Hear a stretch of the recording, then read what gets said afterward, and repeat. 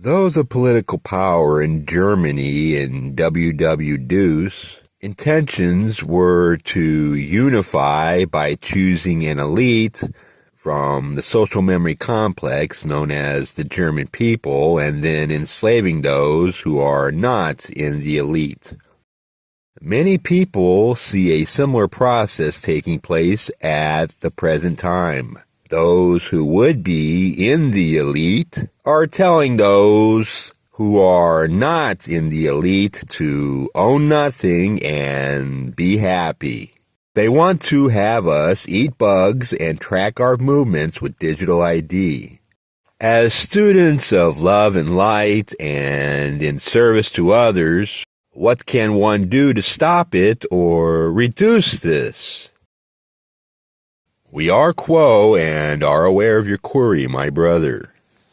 We find that touching upon the specific dynamics present within this would be impossible for us, for we cannot describe or even perceive the very specifics of these distortions as they play out. However, we can perceive that these energies offer an opportunity and a potential for greater polarization.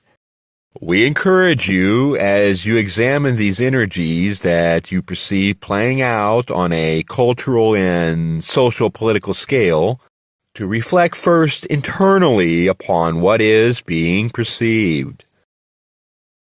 Our ever-present message that we wish to base our entire sharing with you upon this, that all is one. That there is nothing that happens that is not of the Creator upon your planet, upon any planet, or within any iota of the creation.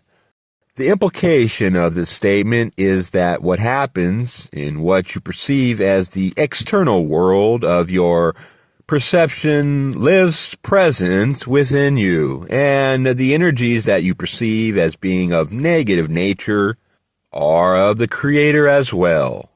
The potential for the energies exists within each individual, whether they have chosen the positive path, the negative path, or are attempting to choose one or the other as they shift within the sinkhole of indifference. It is essential that this internalization take place for each positive seeker, for the best attempt one can make to address such dynamics as they play out upon your planet must be based within love and acceptance. And this love and acceptance can only be found if one recognizes the unity between the self and the other self that one perceives as operating in these nefarious ways. We suggest that this is a preliminary or prerequisite practice to attempting to address such dynamics on an external level. For to look first outside without working on the self will encourage distortion within the self and risks the separation of the self with other selves instead of the unification of self with other self. This would exacerbate the energies as you perceive them and create less opportunity for an external, harmonious resolution to what we understand seems to be troubling developments within your society. Further, we encourage that as one views particular individuals, or shall we say, targets as being responsible for and encouraging these more authoritarian, elitist energies that are growing upon your planet. There are energies present within your culture that may explain the behavior, the desire to mold society in a certain way that may not be, as you have described, negative, but perhaps can be perceived that way. Well, let's just get to the point we may make in our suggestion on how to relate to such energies of which you describe, and that it is to release an attachment to any, shall we say, sure knowledge or confidence in exactly what is happening upon your planet.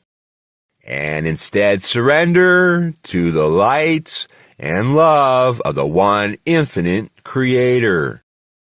If you allow this light and love to move through you and dedicate yourself to sharing it with your world, you will be moved in such a way as to influence and to exist within your culture in a way that will indeed reverberate from the lowest levels to the highest levels of your social and political hierarchies, so that the advancement of such elitist and authoritarian energies may be quailed, or shall we say, lose its energy and momentum upon meeting the energy that you are offering to your society.